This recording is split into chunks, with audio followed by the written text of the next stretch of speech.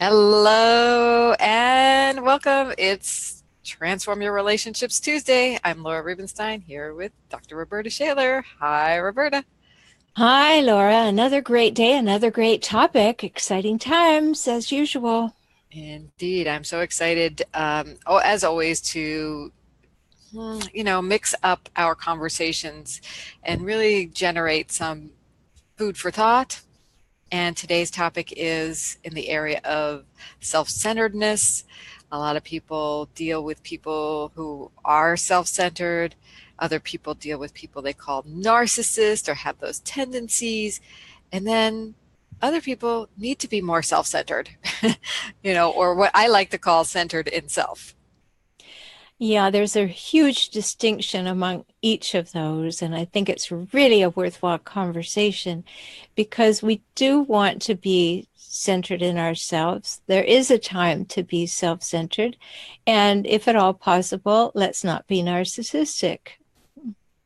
So why don't we start with the key word in the talk so far, the discussion that a lot of people like to throw around.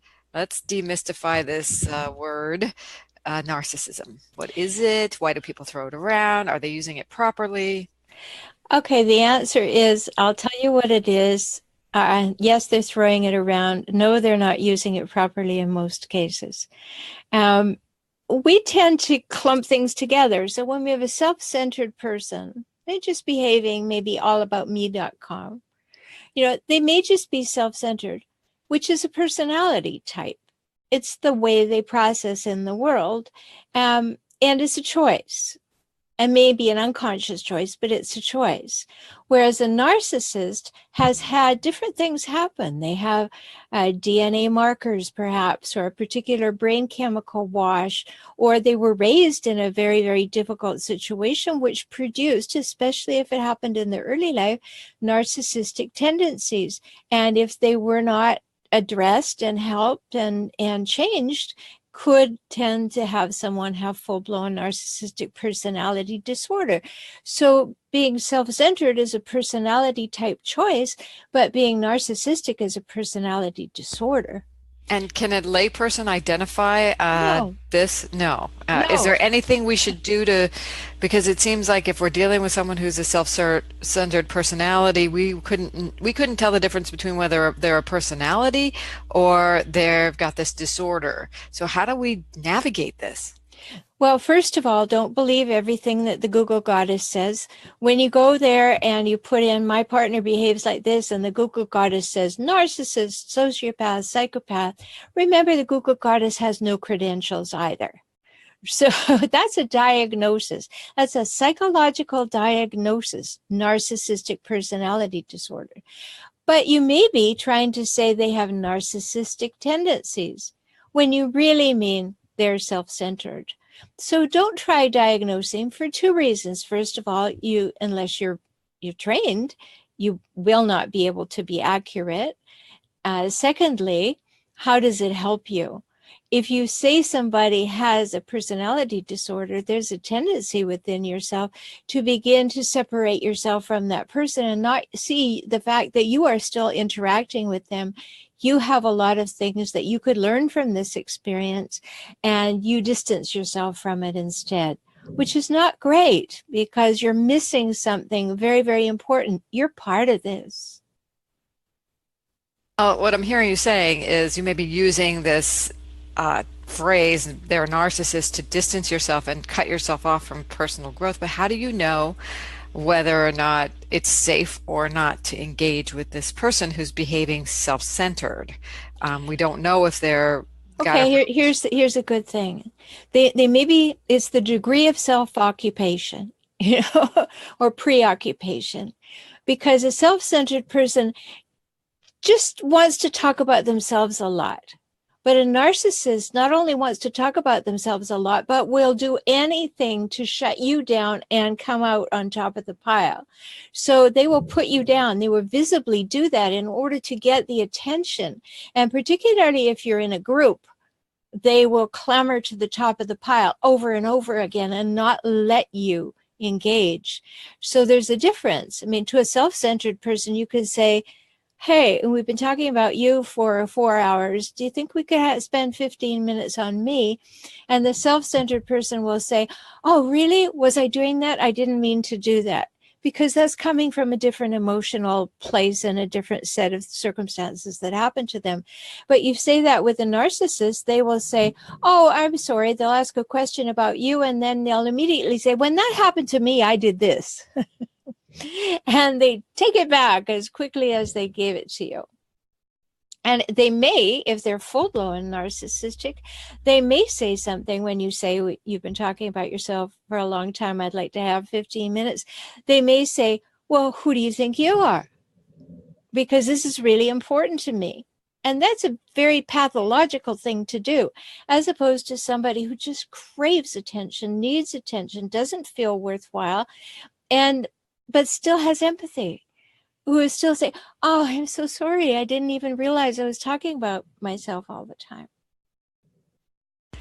Wow, this is a really good distinction for us because a lot of people are sensitive to other people. People don't take rejection very well, and that's when we might choose to cut ourselves off from a relationship. It's like, well, if they're not going to give me any time, and if I ask, I might get rejected. You know, there's a lot of dynamics going on there, and it's really good to know that if they actually cause you some, you know, they're willing to hurt you in order to gain their attention in a way emotionally, you know, like say something cutting or do what you just described. It's really good feedback for us to learn about how people respond and how to react to that. So in that case, it's a good, so if somebody were to respond with a, who do you think you are? Or I have no idea what you're talking about, and continue talking about themselves, I think that's a sign to walk away from the relationship. Would you, if you can, Well, you or at least can. You that can always communication? walk away from a relationship. And let's put that in highlights. You can always walk away from a relationship. It Hello. is the ultimate choice. However, when somebody does something like that, I like what one of my colleagues said. He said, observe, don't absorb. Mm, So when you observe that behavior, instead of saying, well, what's wrong with me? They don't want to talk about me. Notice that that has nothing to do with it. They're going to talk about themselves no matter what. And when they have that conversation, you know, a self-centered person, if you say something to them and you don't give them the attention, they will tend to go into a feeling of rejection. But when you say something like that to a narcissist, they don't miss a chance to go back to talking about their accolades and their achievement. And they use words like, it was the greatest ever happened. It was the best that ever occurred. It had the most numbers ever. It was in the history of the world.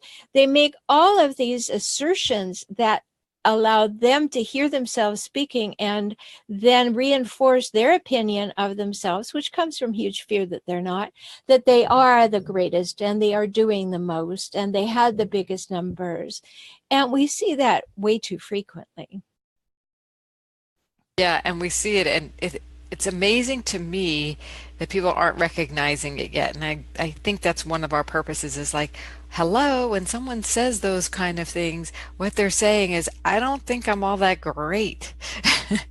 Deep down inside, and they're being very transparent in a way of their fears. And to me, it's quite obvious when somebody goes off and needs that extra attention and needs to justify extra and needs to deny things that they actually did, you know. It's like the Yeah, minute you're pointing at somebody else, there's three fingers pointing back. Don't we all know that? When you're using yeah. that blame and all that. And also you see the difference in degrees of defensiveness versus hostility. Like a self-centered person, when you say something to them that maybe points out a negative or they perceive as a criticism, they will become defensive. Oh, I didn't mean that. Oh, no, why, you took that out of context. I'm sorry. I meant this, but they'll be defensive and then they'll withdraw. But a narcissist, what they do is they say the how dare yous and all, and then they get hostile. Like, who do you think you are? And what makes you think you have the right to talk to me about that? And everything that you say is a lie anyway. So why should I believe you? I mean, they just keep piling up the hostilities, where a self-centered person is more likely to feel rejected, and you can watch them feel rejected, and then they'd become defensive. Where a narcissist will just puff up and become bigger and stronger and use more superlatives. So it's like, wow, if we could actually get this perspective on it, and it takes practice, I think it takes engaging and being willing to put yourself out there in a way. I don't recommend putting yourself out there for sure for meeting narcissists, but there's more of them. Does it seem like there's more of them present or willing to behave this way than ever before? Is it, It you've doesn't been in the just field. seem like that, Laura. The statistics actually support that we're having more and more people in our world with diagnosed personality disorders. And so everybody knows one. You know, sometimes I'll say to people, oh, well, everybody knows one. Say, well, I don't. Really? No, I don't believe that. You may not be close to that person. You may not want to be around that person, or you have naturally been repelled by that person. But you've met one, or you've seen one on television, or you know one who's in the news. You know what we're talking about. They may not be close to you, but you know one and can observe one. It's not like you've never seen this behavior. And it's happening more and more that these people, well, they have children, so that's an issue, right? Yeah, because we're breeding it, unfortunately. And we Uh, bred a bunch of entitlement into a whole generation of children, which, if they already had a tendency towards these things, you breed entitlement into that, you reinforce narcissistic tendencies, and then you make it more likely that as an adult. And we never diagnose children with personality disorders. We talk about their tendencies, but they're too young to fully diagnose. We might be able to say they're going in that direction and we have to take some measures. But until our brain is fully formed at 25, right. okay, we may see some tendencies that are going down the wrong path, but it would be unfair, except in very extreme circumstances, to protect the person and the people around them, to diagnose or give a label to that. But the tendencies are there, and we have to be awake to that. Last week I did a Facebook video, and it's up on my YouTube channel now, about what happens if a child has narcissistic tendencies. What should you do when you notice that? How can you help? Mm, Well, those are things you need to know about great, definitely. And what's your YouTube channel name? for relationship help. Yeah, go there, definitely. It seems like I have some friends who are young, they're teachers of young children in kindergarten. And the stories I'm hearing today, as opposed to 5 and 10 years ago, is there are a lot of difficult children out there that they are coming home exhausted. Some of them have almost been physically harmed by these children. Mm-hmm. Um, and a couple of my friends got together and were like swapping stories. Oh my God, I can't believe I'm seeing this in the classroom. They've Mm-hmm. been tenured teachers. So there's definitely a trend out there. And all of this to say, we're talking about a lot of this dysfunction and personality disorder. There are normal, non-disordered people out there, right? Most people, More of them. there are still more of them, and some of us worry about being too narcissistic or self-centered. And I think in a way, at times, we actually can enable those people, and also cut ourselves off from living a full self-expressed life. So being self-centered is not bad when you know you're being centered in yourself. I think it's similar to a recording that I made about be positively selfish. And, Okay. there are ways to be positively selfish, and then there are ways to be negatively selfish. And so being centered in yourself is positive, and to know when to be assertive and to know when to stand up for yourself is positive, and when to be the center of attention and refuse to listen to anybody else because you are so needy or desperate for attention that you call attention to yourself all the time is negative. Hmm. And I have the people pleasers cure because a lot of us don't want to be centered in self. We don't want to put ourselves at the top of our to-do list.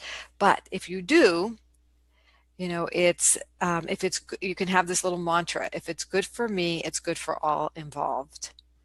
It's Hmm. that it's that fill your cup up so you have enough to give, right? If it's good for me, it's good for all involved. If I'm a happier person, I'm happier in my relationships with my family. I'm better with my clients. I'm more present for my friends, right? Okay. I can see that you have a positive spin on that, but if somebody listening to that might think if it's good for me, it's good for everybody. So if it's good for me to talk about myself all the time, it's good for everybody to hear it. We have to be very, very careful about distinctions like that We do. because because that could take us completely sideways. But I think what your point is, and of course I know what your point is, and we're just doing this for the point of debate, but is that if you have really been self-reflective enough to make a good decision about, is this who I want to present myself as, and that is good for me, then you will attract people around you who either behave that way or are open to that behavior.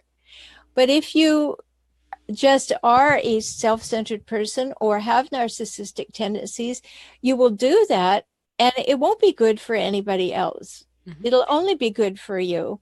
And that's not going to make you a very happy camper Right. because your friends are going to reject you. Right. So if it's good for me, it's good for all concerned is the people pleaser's cure. It's not the self-centered person's cure. And the people pleaser is usually not the self-centered person, right? And the self-centered person has this need, but that's not really, it never gets filled. So it's not really good for them to be that way. And maybe they don't have that awareness. So this is food for thought. It's like, okay, am I that person who needs to keep talking and talking and talking? That if you've just recognized that, that's huge because then there's an opportunity to say, well, what's that about? And why? And how can is there something I'm not, haven't dealt with that I need this? How can I fulfill that need? Because it never gets filled because I have never looked at it, right? Well, that's right. I mean, we talk about it all the time. My invitation to everybody is do your own work. You can't do it any younger, and it's a really good thing to spend some time, be self-centered, get someone to walk through you and with you to look at what have you brought along in your Santa bag of things over your shoulder. What is running your life? If you've been with one of the toxic, difficult people I call hijackals, they put tentacles around your soul when you were 2 years old. You haven't stopped and looked at that because you didn't even have language then.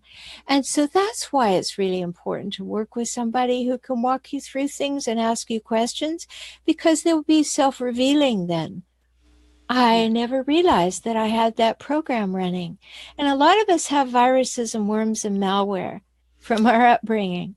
And when you go and you get kind of decoded and have your files cleaned, it's a very refreshing experience because then you lighten that load in the Santa bag and you then are sure that you're choosing who you are and how you are and your relationships and your goals every moment.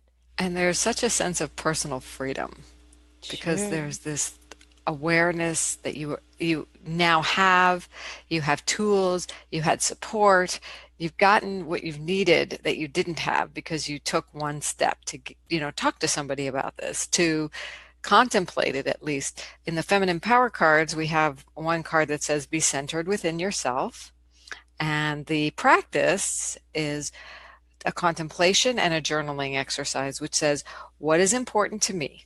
You just ask your question, what's important to me, and spend time with that, and then decline a request you don't want to accept.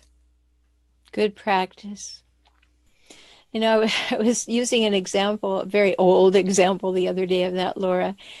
And I was using the example to explain what I said, that it is absolutely all right to know that no is a complete sentence. I love that phrase. And and I was saying, back in the day, I would get all these invitations to Tupperware parties.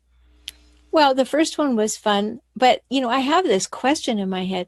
If Tupperware lasts a lifetime, how many parties do you need to go to, right?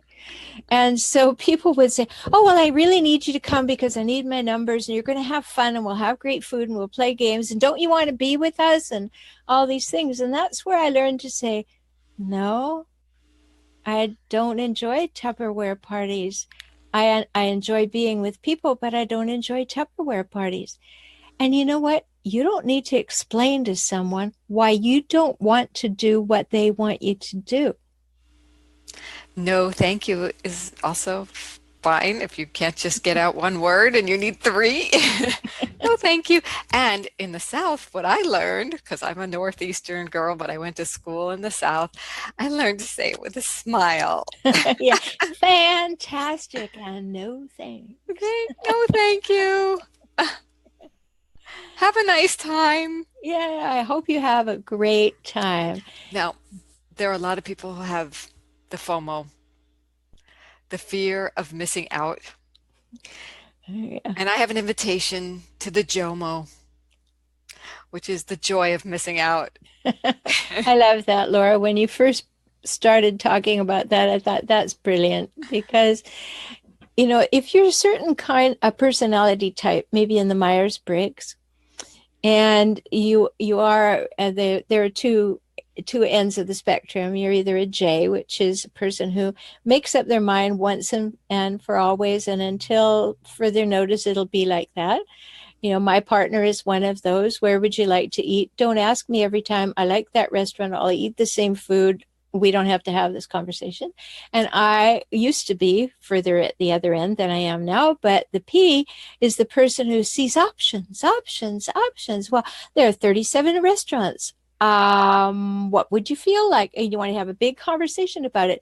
It's not that we're doing it to be difficult. It's that one is this end, the other's at this end. And so if you're one of those options people, the FOMO is very, very, very present. However, if you can then make this switch to what you're suggesting, Laura, the JOMO, like, wow, and that happens more and more in my life, go, oh, wow, I don't have to go.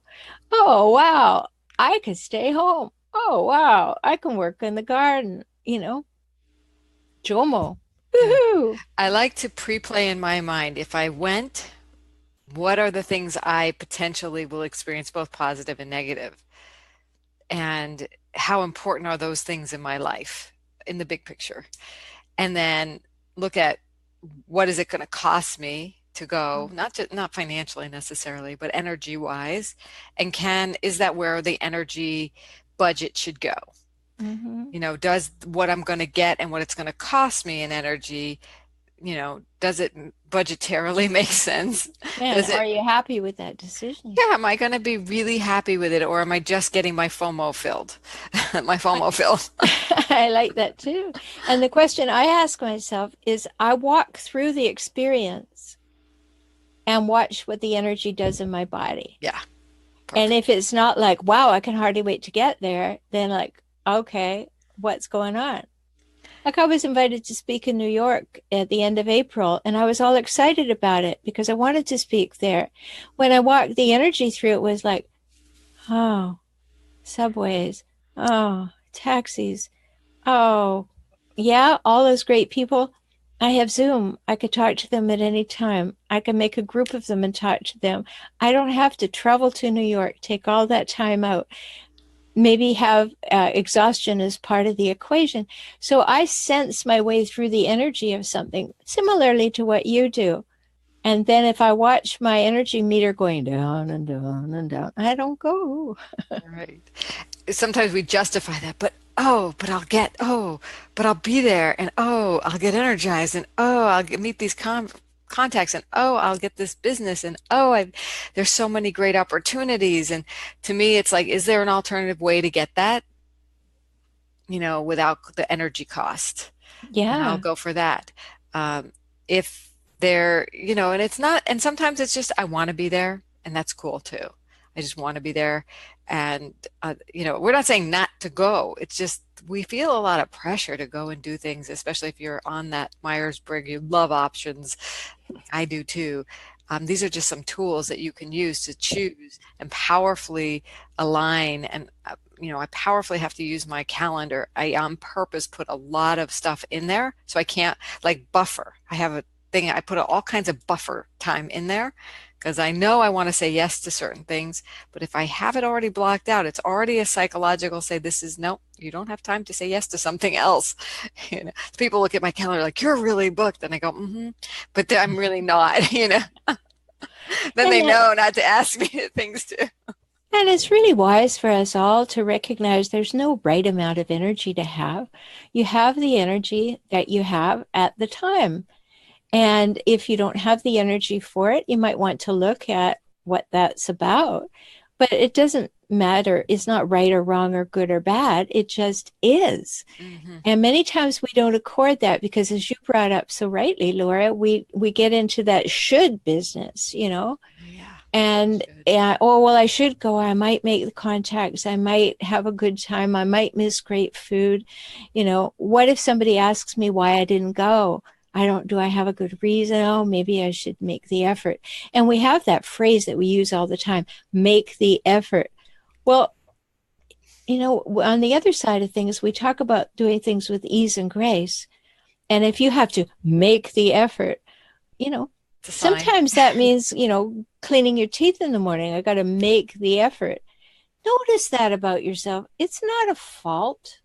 It's something to notice and then say, okay, let's have a moment of self-reflection. What's going on with me? Mm-hmm. Yes. And back to the JOMO. So we talked about the FOMO, the fear of missing out, and I invited you to the JOMO. So I have a card here that can help with the JOMO. Uh, the principle is a woman, and it's for a woman, but it applies in general. A woman in joy is a radiant woman, okay? But the focus here is, how do you cultivate joy, right? And there's just a affirmation that you can sit with to get past an energy of like, I got to make the effort to brush my teeth. Let the love and the light within me shine. I let the love and light within me shine. Just sit in the sun and allow yourself to take it in, or sit in the moment and allow. There's something very powerful about just being. Yeah. And not efforting. Okay, if it's such an effort, stop. Mm-hmm. Breathe. Do your 4, 4, 8, 4, 4, 7, 8. 4, 7, 8 breathing. In Mm-hmm. 4, hold 7, breathe out 8. Mm-hmm.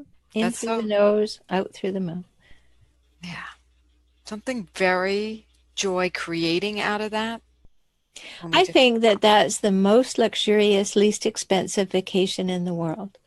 A indeed. deep breath. Because it allows you to come upright into the present moment. You're not going forward. You just, okay, stop and take a breath. Okay, where am I? What am I doing? What am I thinking? What am I feeling? What do I need? What do I want? That's what I ask my clients to do. Set the alarms on their cell phones to just take that moment, do 3, 4, 7, 8 breaths, and then ask myself right in this moment, what do I think? What do I feel? What do I need? What do I want? Get in touch with yourself.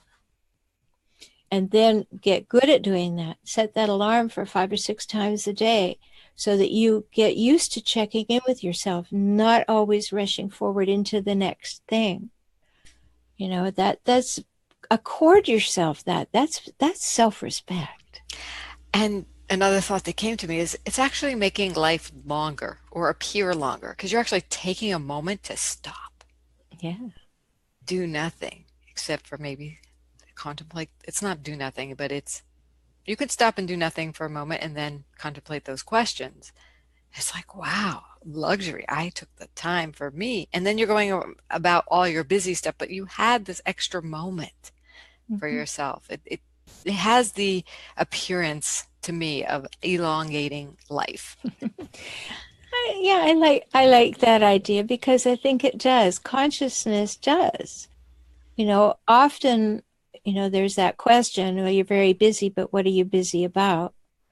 And if you're not in touch with yourself, you're usually busy with extraneous and external things. And have you thought about them? Have you questioned why you do them? Do you have an idea of what's really going on for you? And why? Well, if you take a moment, you can ask yourself that question. And to make the choices that make your life the most fulfilling. Be centered within yourself. Yes, Care of absolutely. yourself in the presence of those who are self-centered and showing narcissistic tendencies. Oh, yeah, maybe. And to learn that you need to know who you are because that is your center. And if you spend time getting to know and choose your center, maybe you start to get to know yourself and you go, whoa, I am kind of needy. Maybe I come across in a self centered way because I'm always trying to get somebody's attention because I don't even have my own attention. Maybe I could learn from that. And that's a great moment to start from How because can I you have give to myself? accord yourself attention. I love how this whole conversation has come from self-centeredness through the narcissistic tendencies to centered in self to self-attention. Oh, it's so juicy. Thank you so much for a great conversation once again here on the Transform Your Relationships Live. And we are living fully centered in self with our own self-attention. Yes. So we will be back in another couple of weeks with our next episode of Transform Your Relationships Live. Thank you so much, Roberta. Thank you. And I know that people can find those juicy bits of wisdom at femininepowercards.com. And they can And find yours at hijackals.com. hi, And you can find my free ebook, How to Spot a Hijackal, there. It just come on over to forrelationshiphelp.com and there's lots of things for you. oh my gosh, you have a great blog. You have great Facebook groups. And oh, just get on Roberta's list. You won't be disappointed. All right. Bye, everyone. Bye bye.